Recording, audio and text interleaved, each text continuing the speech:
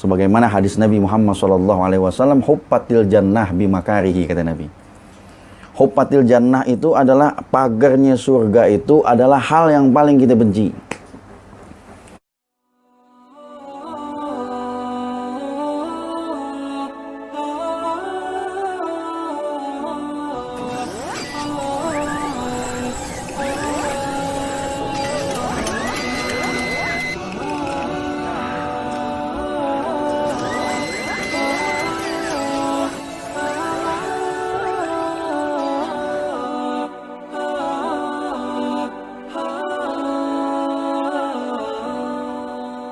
Jangan lupa subscribe, like, komen, dan share.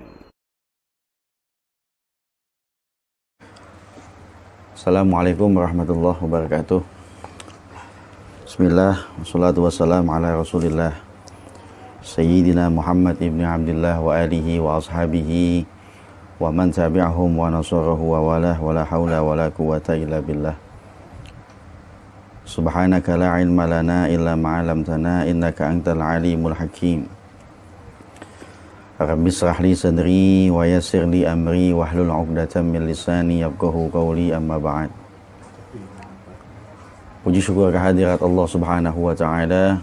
Alhamdulillah, limpahan nikmat karunia Allah Subhanahu wa taala, kita bertemu kembali di channel YouTube Hafiz Akbar Official, yang alhamdulillah Allah masih berkenan memberikan kita berbagai macam nikmat, berbagai macam karunia dari Allah Subhanahu wa taala, dan Allah masih memberikan kita kekuatan iman, Islam serta ihsan kita.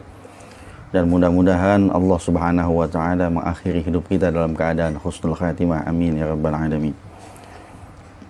Salawat dan salam tak lupa kita haturkan kehariban baginda Rasulullah sallallahu alaihi wasallam beserta para keluarga, para sahabat hingga akhir zaman. Mudah-mudahan kita mendapatkan syafaatul uzma dari baginda Rasulullah sallallahu alaihi wasallam. Para pemirsa channel YouTube Hafiz Akbar yang insyaallah dimuliakan Allah Subhanahu wa taala. Kali ini kita akan membahas terkait hadis dari baginda Rasulullah sallallahu alaihi wasallam yang diriwayatkan oleh Abu Hurairah radhiyallahu an, terkait dengan ada 3 hal yang mampu menebus dosa kita kepada Allah Subhanahu wa taala. Terkait dengan urusan dosa. Dosa ini sering dikaitkan dengan satu beban. Cuman di dunia ini beban dosa kita nggak dimunculin sama Allah Subhanahu wa taala. Dan beban dosa itu termasuk aurat memang. Artinya sebagaimana kita harus menyembunyikan ibadah kita, begitu juga kita harus bisa menyembunyikan daripada aib kita, dosa kita kepada Allah Subhanahu wa taala. Maka terkait dengan masalah dosa yang sudah diceritakan dalam hadis baginda Rasulullah sallallahu alaihi wasallam, kata Nabi, at-taibu minadz-dzambi kama la dzambalahu. Orang yang bertobat dari dosanya kama la dzambalahu, sebagaimana dia nggak pernah melaksanakan dosa. Dan ini masih dikasih kesempatan oleh Allah Subhanahu wa taala. Selama kita masih hidup, Allah masih kasih kita waktu untuk menjadi hamba yang bertakwa, untuk menjadi orang yang bersyukur kepada Allah Subhanahu wa taala, untuk menjadi orang yang paling terbaik di muka bumi ini. Maka dari itulah terkait dengan urusan dosa, Allah kasih kesempatan sama kita. Ada beberapa kerjaan yang kerjaan itu punya fadilah bisa nebus dosa kita, bisa ngancurin dosa kita, bisa ngilangin dosa kita. Sebagaimana nanti dosa bakal dibentuk sama Allah Subhanahu wa taala untuk kita bisa narik-narik beban itu ketika kita harus berkumpul di padang mahsyar. Yang pasti yang namanya beban itu berat, kagak enak orang kalau bawa beban. Kemana aja orang kalau dia bawa beban itu kagak ada enaknya sama sekali. Maka ketika orang harus ditawarin sama Allah Subhanahu wa taala lewat baginda Nabi Muhammad sallallahu alaihi wasallam, apakah ente mau menggugurkan dosa-dosa ente? Jawabannya adalah bismillahirrahmanirrahim. Mudah-mudahan kita bisa menggugurkan dosa-dosa kita. Yang pertama, yang bisa menggugurkan dosa kita adalah wa ammal kafaratu fa isbahu wudu'i fis sabarat. Isbaghul wudu, nyempurnain wudu fis sabarat, di dalam kondisi yang begitu dingin. Yang pastinya wudu ini adalah satu hal yang terkait dengan yang namanya toharoh. Dan wudu ini adalah bagian daripada pembukaan di dalam orang beribadah, terutama sholat. Sabar dalam berwudu itu udah jelasin udah sama hadis Nabi Muhammad SAW, gimana orang di dalam ibadahnya itu kudu sabar.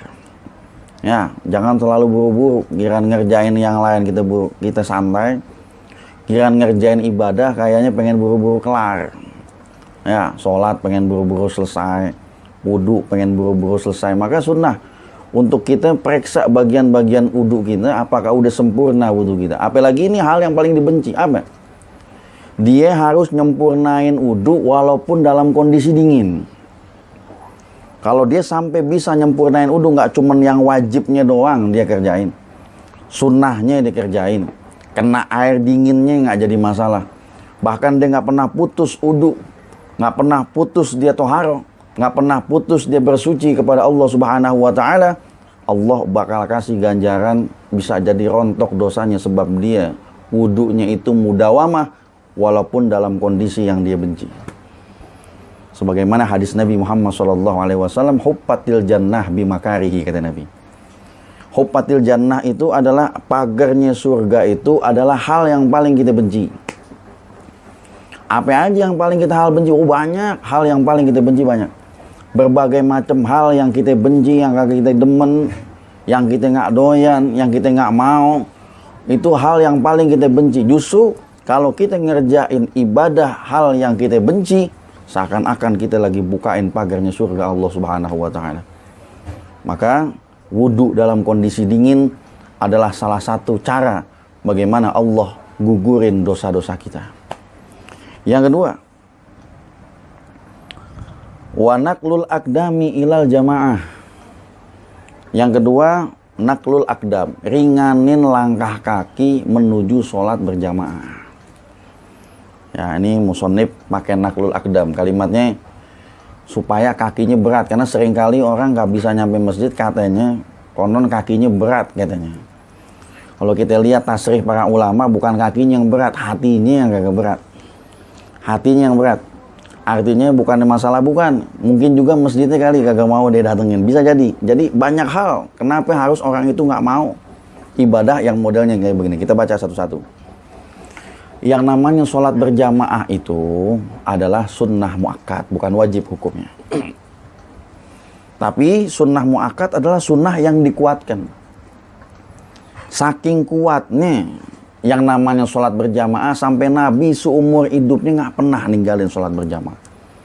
Maka kalau ada orang ngomong-ngomong, aneh mau ikut sunnah Nabi, aneh mau ikut sunnah Nabi, nggak usah jauh-jauh. Sunnah Nabi terbesar itu adalah sholat berjamaah. Kenapa? Karena nggak ada para nabi sebelumnya yang punya sunnah modelnya kayak begini. Kalau sunnah nabi yang lain macam-macam, khitan wajib hukumnya. Ada sunnah-sunnah yang lain seperti gunting kuku, ya seperti yang lain sebagainya, sunnah-sunnah baginda Rasul Shallallahu Alaihi Wasallam. Tapi kalau sunnah nabi kita ada khususnya nih. Sunnah nabi kita adalah sholat wajib yang dilaksanakan secara berjamaah, dan itu sampai akhir hayat baginda Rasulullah Shallallahu Alaihi Wasallam. Nabi nggak pernah ninggalin sholat berjamaah. Apa sih pentingnya sholat berjamaah? Yang pertama, sholat berjamaah ini adalah ukhuwah. Ya, Allah tuh demen ukhuwahnya kita ada. Beda sama sholat sendiri yang cuman ngandelin diri kita sendiri ibadah sama Allah. Tapi di situ dua-duanya dapat, hablum minallahnya ada, hablum minan nasnya juga ada. Minimal kita kenal sama jamaah-jamaah masjid yang ada di tengah-tengah kita. Berarti kan jalin silaturahmi kita. Yang kedua, sholat berjamaah itu yang Allah lihat kompaknya. Ya, ar-rahmatu ma'al jamaah. Ternyata rahmat Allah Subhanahu wa taala bisa turun kalau kita berjamaah. Apa? Kompak. Makanya biasain sholat berjamaah itu yang intinya adalah kompaknya kita lihat.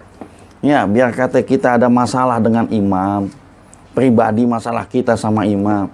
Bagaimanapun caranya hati kita kalau udah sholat kudu kita lempengin.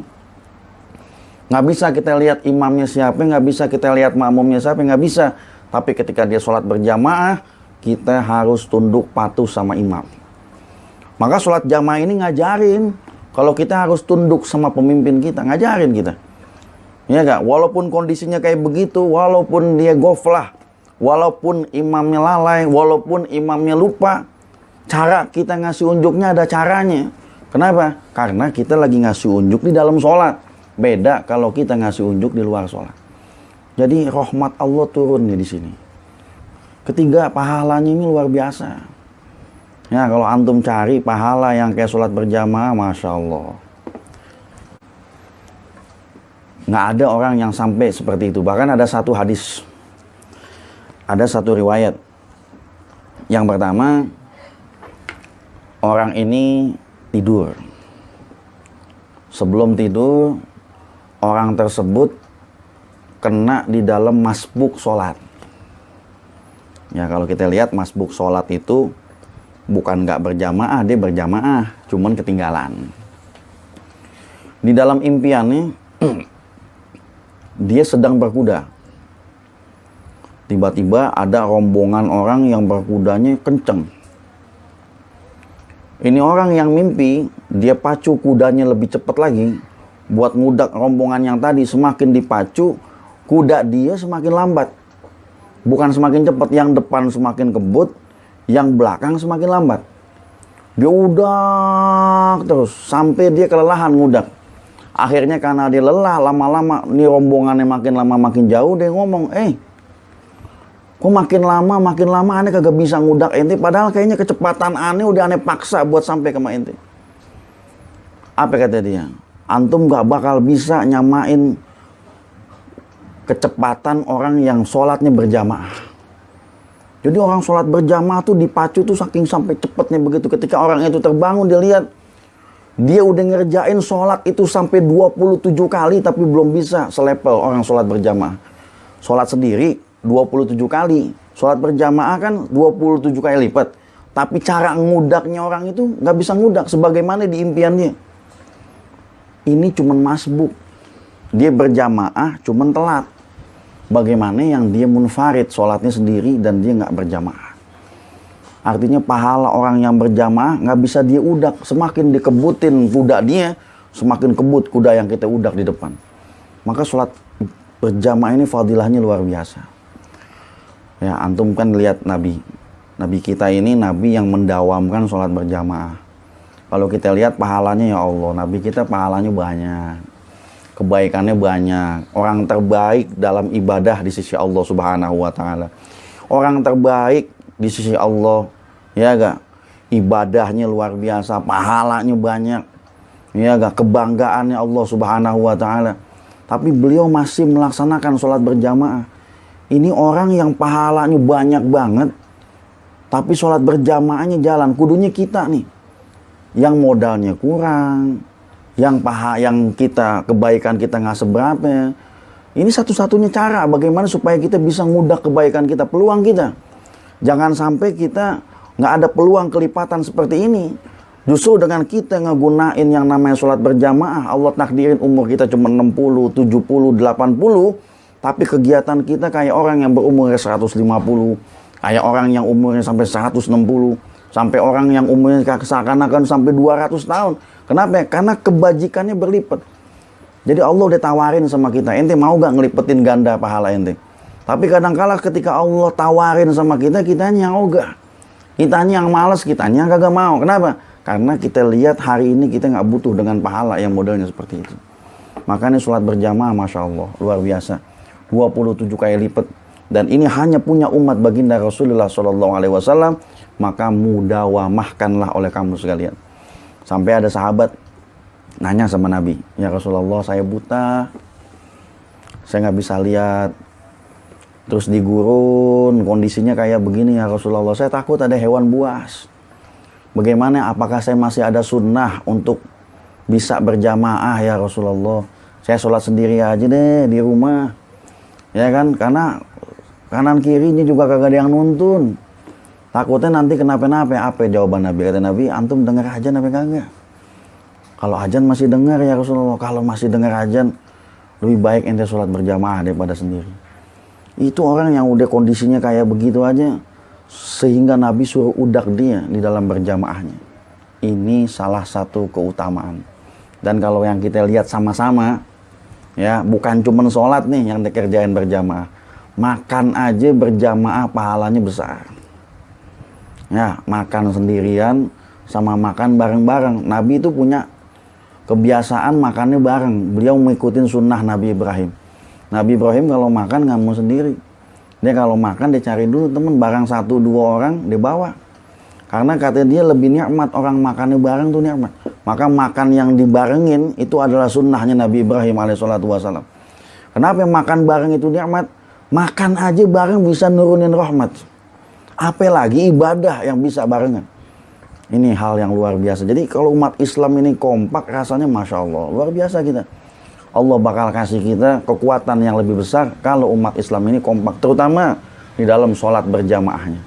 Yang terakhir, wantizorus sholat ba'da sholat, intizor, nungguin waktu sholat menuju sholat yang lain. Ada hadis Nabi Muhammad SAW, antara setiap daripada waktu sholat itu bagian daripada pengguguran dosa. Tapi ada syaratnya. Syaratnya apa? Syaratnya harus nungguin. Apa kalimatnya nungguin? Orang kalau yang namanya nungguin dia udah rapi, cuman yang jemput belum ada. Itu namanya nungguin. Ya gak? Kalau ente dibilang nungguin zohor, bukan nungguin azan, bukan. Tapi sebelum azan ente udah rapi. Udah wudu, udah pakai baju koko, udah pakai peci, udah duduk begini udah. Ya gak? Tinggal nunggu azan, itu namanya intizor. Ketika azan posisi kita udah rapi, itu namanya intizor. Itu namanya orang nunggu waktu. Ternyata orang yang nunggu waktu sholat, pahalanya besar luar biasa. Apa pahalanya? Allah bakal rontokin semua dosa-dosa dia, karena sebab dia nungguin daripada sholat wajib. Dan hal yang kayak begitu, itu terjadi sama diri kita berulang-ulang. Ya. Tapi untuk intizor kita susah. Malah kadang-kadang waktunya udah datang, kita kesel sini. Ya, udah zuhur aja, udah asar aja, udah maghrib aja cepet banget nih. Udah isya aja nggak berasa waktunya. Bukan intizor. Jadi intizor itu adalah kalau orang-orang tua kita dulu sering intizor. Datang ke masjid, dibaca selawatan sebelum azan. Ya, kondisinya udah rapi, pakai minyak wangi segala macam. Bahkan orang-orang tua kita dulu mudawamah, sering intizor di dalam sholat Jumatnya dia. Sholat Jumat datangnya jam 11, sholat Jumat datangnya ada yang setengah 11, sholat Jumatnya dia dinungguin semua, dia baca surat kahfi, dia baca sholawat, dia baca yang lain-lain. Kalau kita nggak bisa intizor, kita nyampe udah azan, kita nyampe udah pada khutbah Jumat, ada yang nyampenya udah sholat Jumat, macam-macam jenisnya. Boro-boro intizor, sedangkan ini kita penting. Nanti kita bakal ngerasain yang namanya di yaumil qiyamah, kondisi di mana kita itu pengen banget dosa-dosa kita digugurin sama Allah Subhanahu wa taala, tapi banyak hal yang bisa menggugurkan dosa kepada Allah Subhanahu wa taala kita lewatin begitu aja. Maka 3 hal ini penting buat kita. Sebagai insan yang pasti kita mempunyai dosa, mau dosa kecil, mau dosa besar, mau sengaja atau nggak sengaja, maka inilah 3 hal yang dapat menggugurkan dosa kita. Mudah-mudahan 3 hal ini selalu senantiasa kita bisa laksanakan, kita bisa mudawamah, kita bisa selalu kencengin bagaimana cara kita ibadah kepada Allah Subhanahu wa taala dengan luar biasa. Mudah-mudahan Allah ampuni segala dosa kita, Allah maafkan segala kesalahan kita, dan mudah-mudahan segala sesuatu nasihat yang hari ini kita bahas mudah-mudahan bermanfaat buat diri Al-Fakir khususnya dan umumnya untuk seluruh kaum muslimin dan muslimat. Hadanallahu wa iyyakum ajma'in. Assalamualaikum warahmatullahi wabarakatuh.